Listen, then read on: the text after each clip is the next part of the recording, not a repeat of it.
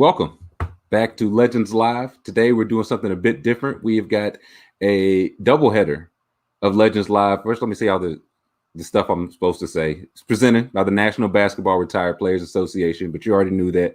The home of all our NBA and WNBA legends. I'd like to remind the viewers you can submit questions during the show. We will answer those before we wrap up. And without any further ado, I'd like to welcome in our first guest today. We have former Texas Tech Lady Raider. She was a 6-time All-Star and 4-time champion with the Houston Comets. She is also a 3-time Olympic gold medalist. We've got Sheryl Swoopes with us. Sheryl, thank you for joining us. You're welcome. Thanks for having me. Super excited. Of course. First things first, how are you? Talking a little bit backstage, said you have had some bad weather. So how are things? Well, yeah, it's stuff I can't control as much as we like to think we can control the weather. So yeah. I'm doing well considering, this world of Zooming and COVID.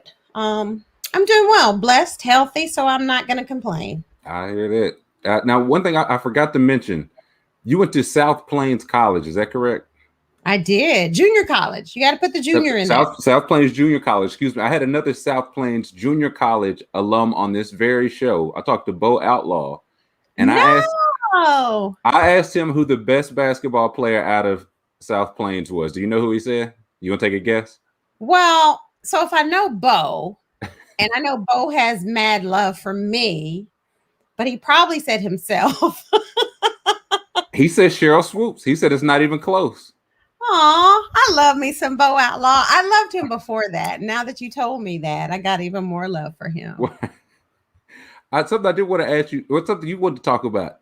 Tell me about your garden. I want to hear about this garden. My garden. So listen, it's so crazy because people probably look at me and stuff that, I do. And well, my husband and I, so I don't do it by myself. We actually have a YouTube channel. Okay. Can I plug it? Absolutely. I'll plug it now, and then I'm going to plug it at the end. Absolutely. It's Back to Our Roots Homestead. Okay.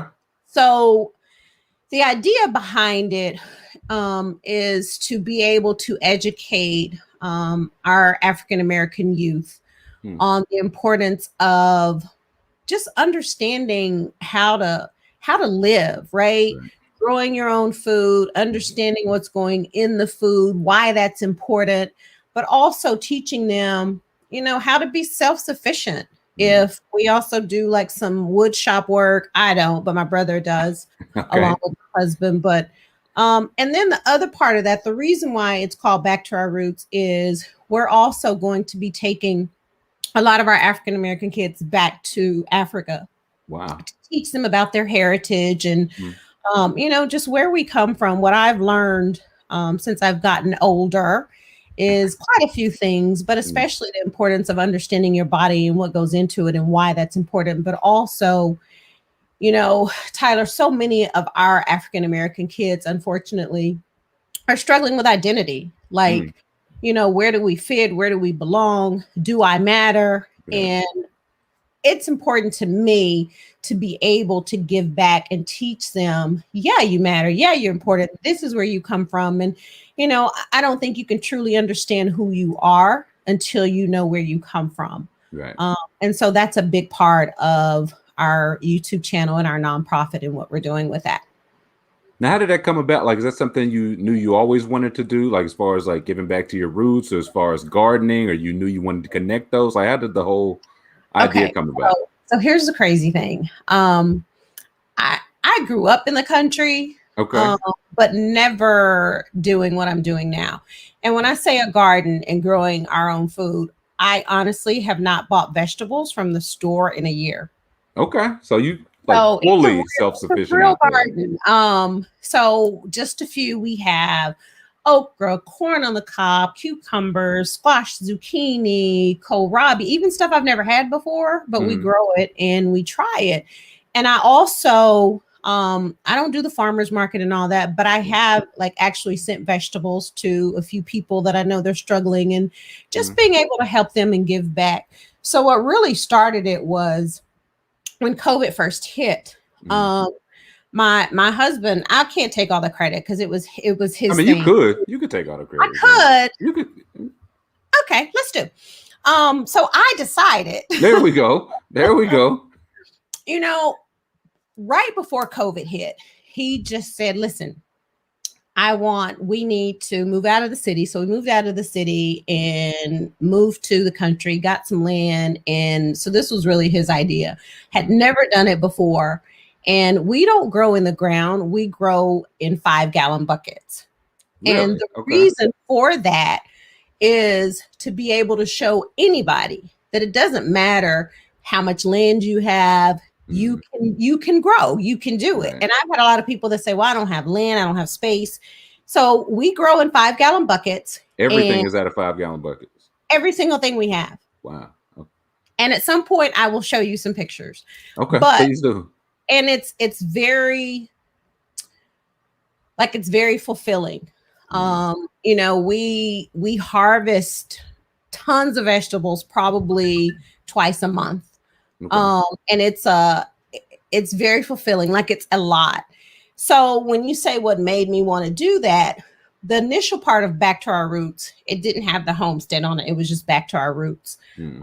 Because that was our first plan, was to start doing the Africa tours and teaching our African-American youth and all of that. Then COVID hit.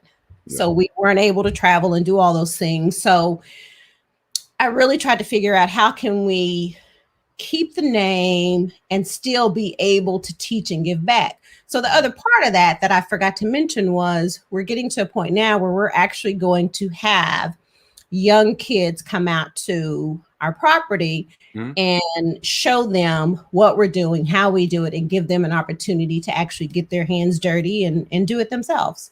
Right. Now, was that something that you did growing up? You said you grew up in the country. I know you said you didn't really have that much experience with it. So is this all new to you, or you just...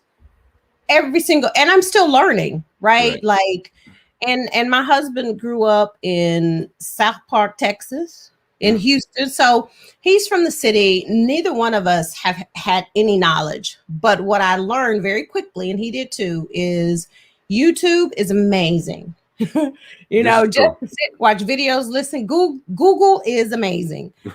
And so we just kind of taught ourselves, and, you know, have we made mistakes along the way? Absolutely. But it's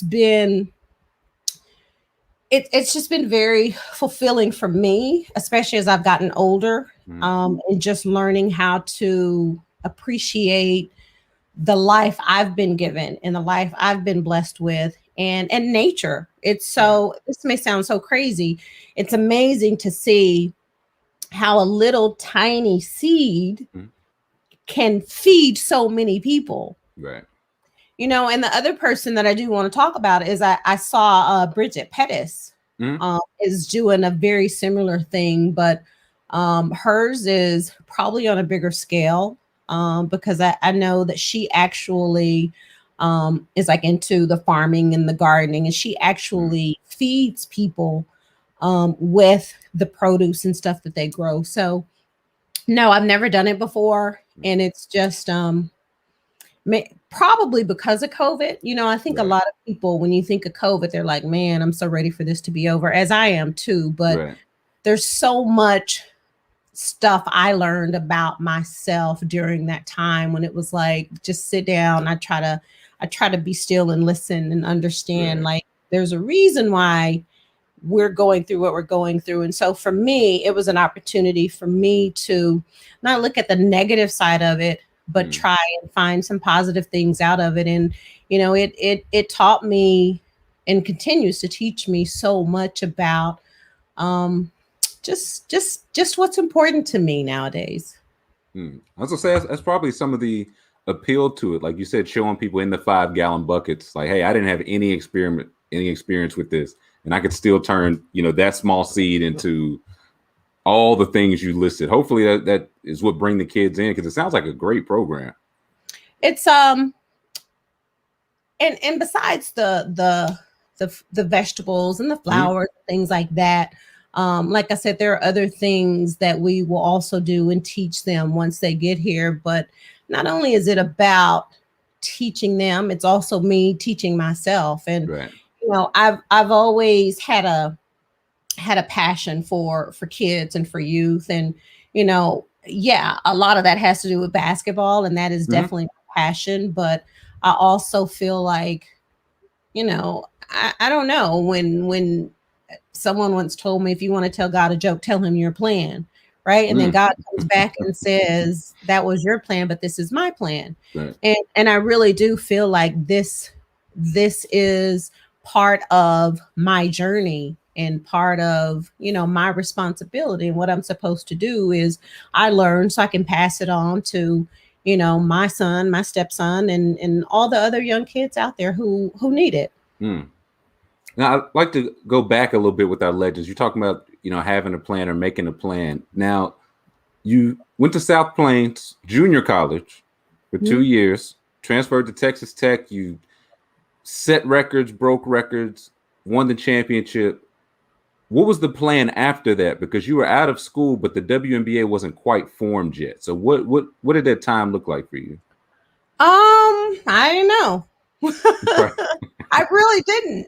At the time when I left South Plains, I knew my next step was going to be Texas Tech. But after I graduated from Texas Tech, like so many players then and even now, if you wanted to continue to play, the only option then was to go play overseas. Right. And I had talked to a few people, and I heard some incredible stories. I heard some not so good stories. And I know me, like I'm a homebody, and I don't, well, now it's different, but I didn't do well to change and things that were just different and foreign to me. So I honestly was not excited about having to go overseas to play ball, but I knew I still wanted to play. I knew I wasn't ready to hang it up. So I actually ended up going to Italy. And I played in Italy for 5 months, and I was like, no, this is not for you. No. Now, mind you, I was 20 something, 20. Like fresh out of college, right? Yeah. So how old was I? 20 what? 22? 23 maybe? Yeah, something like that. So that was a big change for me. Yeah. And again, so when I came back, I had a semester left of school to finish, to graduate. So I came back, went back to Tech, finished school, got my degree. And it's so crazy because here I go again saying God has a plan, because I've always felt like I was just at the right place at the right time. So when I came back to Texas Tech and I graduated, that's when the national team was put together. The national team was put together, and I was chosen to be a part of that team. So my experience of having to go play overseas was probably different than a lot of young ladies who had no choice. When I came back, national team was put together, then the 96 Olympics, then the WNBA. So my journey was a little different, but towards the end of my career, I did decide to go play overseas in just a couple of countries, because it was just something I wanted to experience for myself, not so much for the basketball experience, but for the culture and the life lessons and things like that. So I appreciated it a lot more once I got older than I did when I was younger. Yeah, I was going to ask, what was that like, at 21, 22 versus doing it later in your, what countries did you go to later in your career? I ended my career in Greece. Greece, okay. Like a great country to be in anyway. But I ended up I played in Russia. I played in Russia, I played in Greece, and I went back to Italy. So I played in Italy again. Coming out of college, being young, I don't think you truly understand how to appreciate just a different culture, right? You don't have that perspective yet. Oh, no. It's more about, I'm 22 years old. Like, I want things to be just like they were at home. Right. You know what I mean? And also figuring out who you are. So at 21, 22, you don't even know that. You don't have any idea. No, versus when I, towards the end of my career, when I was 40 years old and I was playing in Greece. Right. So at that point, it wasn't about basketball or proving anything because I had done that. So you're proving it all, yeah. Yeah, so it was more about, for me, it was more about just a appreciation of being able to travel and be around some incredible people and appreciating the food, the language, the culture, and actually trying to engulf myself in that, right? Right. I've just always believed if you are going to move to another country or go live in another country for an extended period of time, you should make some efforts, right, to fit in. So I tried to learn the language as much as I could. Greek and Italian was a lot easier for me than Russian. Okay. I was gonna say, one of those languages feels a lot tougher to pick up than the other ones. But I'm not saying any names on which one. Here's the crazy thing. My son, he traveled with me to Russia, to Greece, to Italy. And Russia, he actually went to an American school in Russia, but they taught him Russian. So we would go to restaurants and he would order. He would do all of the ordering. He would do all the talk. Oh yeah, he picked up on the language a lot better than I did. Well, that's why you have both of them. You pick up some things. Yeah, that's what I'm saying. He picks up some things, you pick up some things, and together y'all make it work. But he could have been saying anything. He could have. And I was like, yeah, go ahead, son. Because I didn't know. He could have been ordering anything, and you were just like, yeah, no, we'll take 10 of those. Yeah, absolutely. Right. And then when it came to the table, I was like, I didn't order this. And he was like, yes, you did, Mom. Yes, we did. It was a great, besides being a great experience for me, it was also good for him as, a kid, as a young kid, having an opportunity to be in another country, going to school and picking up on different languages, because I told him, I said, you never know later in life, later on down the road, how this experience will benefit you. Definitely. Now, you brought that 96 team. How did it come about the 96, or a couple members of the 96 team ended up on Martin? It was yourself, it was Don Staley, Rebecca Lobo, and Teresa Edwards, I believe. How did that all come about? Here's the crazy thing. That 96 team, man, we were so blessed and had so many opportunities that just kind of came across the table, and every player kind of had different opportunities. But that one was, I don't even remember like who contacted who or whatever, but it was during, the right after the Olympics. And that was what they call like the year of the women in the 96 Olympics. And so people were talking about just how great and incredible these women were. And I say how incredible we still are. But so I don't remember how the four of us got chosen for that, but just to be able to have an opportunity to, first of all, just be on television, I was like, oh, this is so cool. And I've always been a fan of Martin. I love the show, thought it was hilarious. I still think it's hilarious.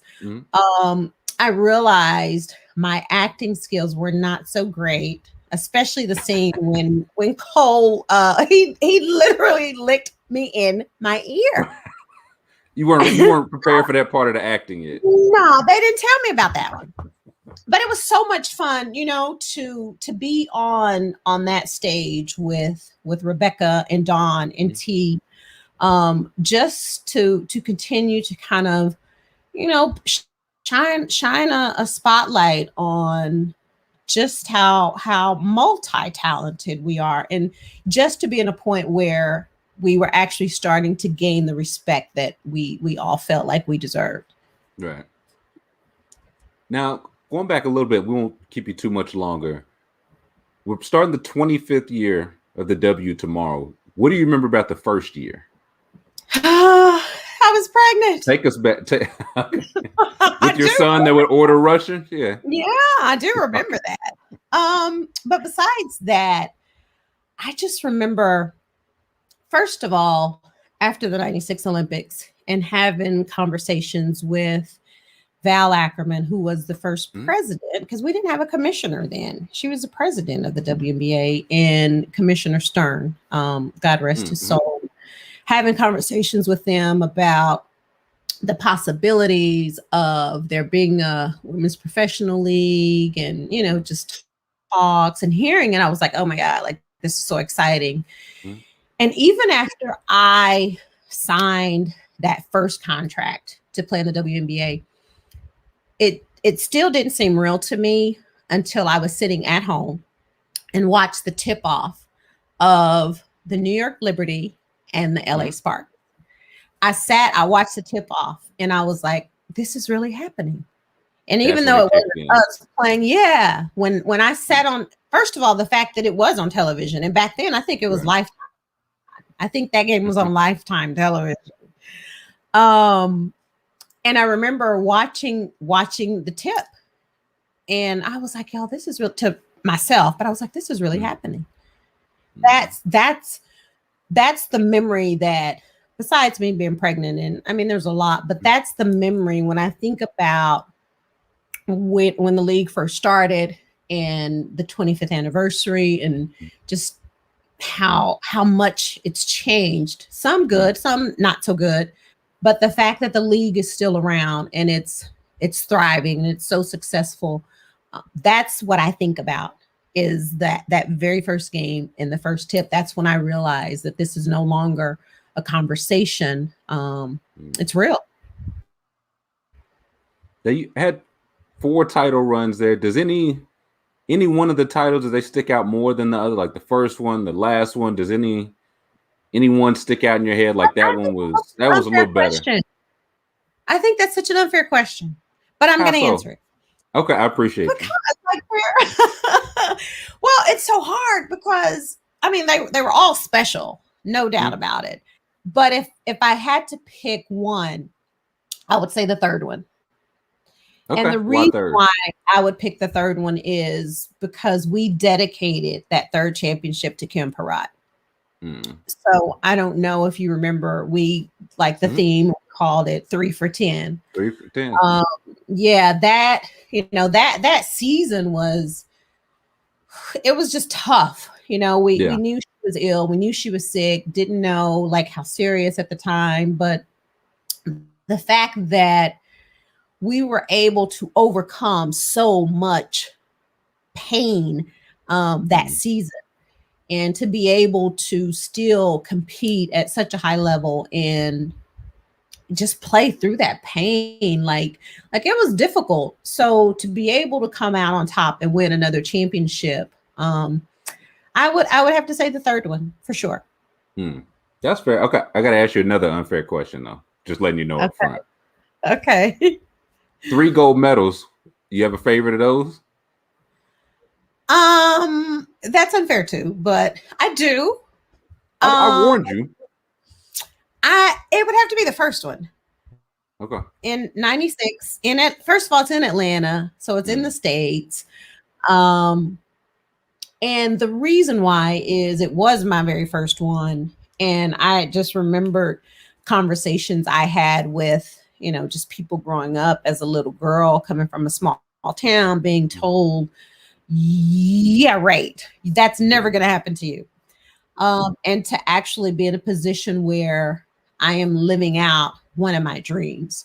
And the reason why I say the first one is because I was able to celebrate that with, my mom, my family was there in Atlanta, and it was good. It was the first one. I got a taste of, the Olympics, and, not only was I playing with the best, but I was also playing against the best, because every country, every federation was, sent the best of the best. The best of the best, yeah. It was that was a special time to be able to win and celebrate here in our country. So what would you tell anybody that's about to start their career tomorrow night? This may sound simple, but I would say enjoy it.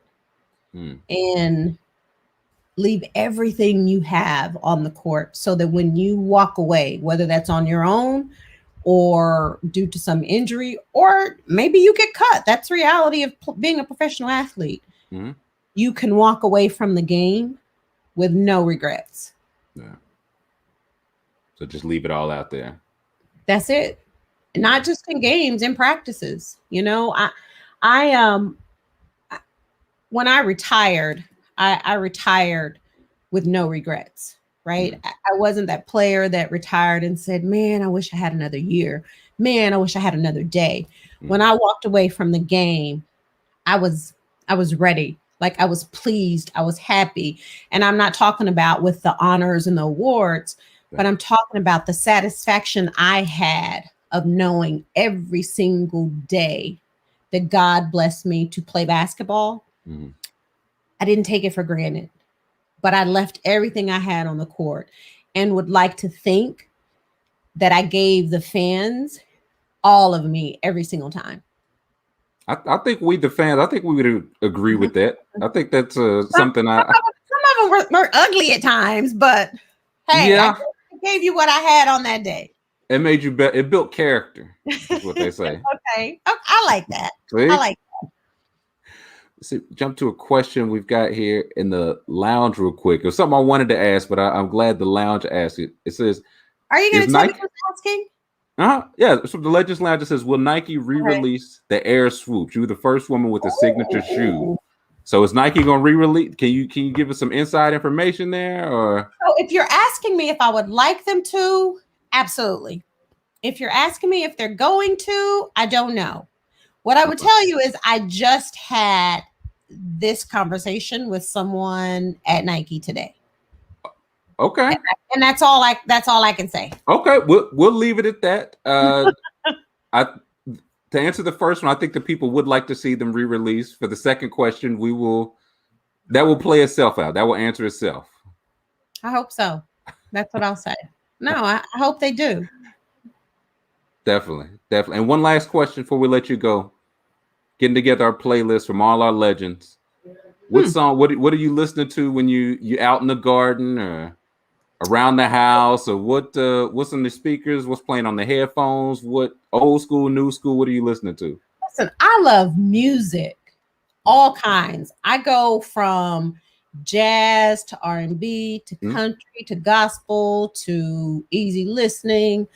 One of my here's a couple though. Okay, give just a couple. Is Lauren Daigle, You Say. Okay. Love that song. Okay. And I'll always be a big Whitney Houston fan. But lately, the singer, her. Yeah. Like you can't miss. I love me some her. She's good. My jam right now, and maybe it's because of the times we're living in, is her song I Can't Breathe. If you have not heard it, if you haven't heard it, you need to hear it. It's deep. But I love me her. If you're listening, you see this. I love me some her. Yes.